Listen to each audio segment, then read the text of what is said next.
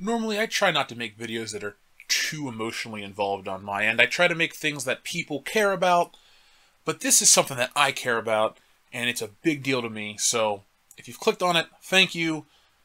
I think you'll enjoy it. So normally, I don't worship at the altar of celebrity. I don't hold these people on a platform. There's a very select few celebrities that I consider really cool people that I'd like to meet or just talk to.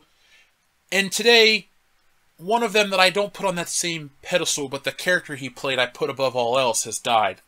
That man is Roger Moore, and the character is James Bond. Now, none of you know me personally, but James Bond is my favorite thing of all time. Yeah, I rant about Star Wars and I love it. Yeah, I talk about Marvel and I love it too, but nothing even comes close to the care and the time I put into James Bond.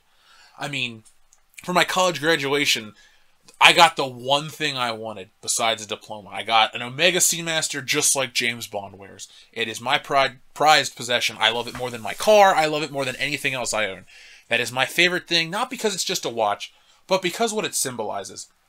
So to say I'm saddened by the death of Roger Moore is a little bit of an understatement, but at the same time, it's not an earth-shattering thing. You know, Roger Moore lived a long, good life. And when I mean good life, I mean good life. He was a good person. He donated his time and his money and his life to UNICEF and helping children all around the world. From all the information I could gather over the course of my life as a James Bond fan, he seemed to be fun. Everyone seemed to love him. He brought a lightness to the set that was much needed. The levity helped people get through rough shoots like through Egypt and stuff like that. So you're always a little saddened to see a good person go, especially when it's to cancer like Roger Moore. And while he'll never be my favorite 007, as a person, I've always put him at the top of the list because he just seemed like a guy you could go up to on the street. You may criticize this film, but instead of shitting on you, he'll either agree or make a joke, and you just would leave happy. So I'm sad to see him go, and like I said, as a James Bond fan, someone who is really into the franchise and the character, it's sad because you put these people, not people, but you put these characters on a level, they seem almost mythical and superhero-like, but they're played by normal people, and those normal people go, part of the hero dies, and, you know, that's kind of sad. So I'll make this short, so I don't have to, you know, go on and ramble about James Bond, something most people don't care about anymore, or a Bond they've never seen a movie of.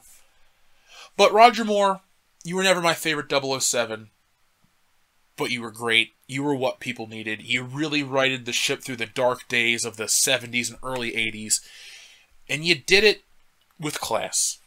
Maybe some of the style hasn't aged too well, and maybe your punches really looked like shit, but Roger Moore was the Bond that kept it going for so long.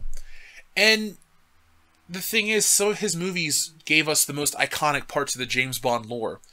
The submarine car, Jaws. I mean, everyone that's played GoldenEye knows Jaws, but you probably didn't know he was a James Bond villain in The Spy Who Loved Me. And he was so popular he came back in Moonraker. You know, those are Roger Moore films. Some of the other cool stuff the Roger Moore films had were the cool ski jump from the beginning of The Spy Who Loved Me. You had the car that turned into a submarine. You had the first attempt at a darker Bond with with For Your Eyes Only. You know, they tried to bring him down and ground him. And I'm not saying he was Timothy Dalton dark or Daniel Craig dark, but, you know, Roger Moore did try that.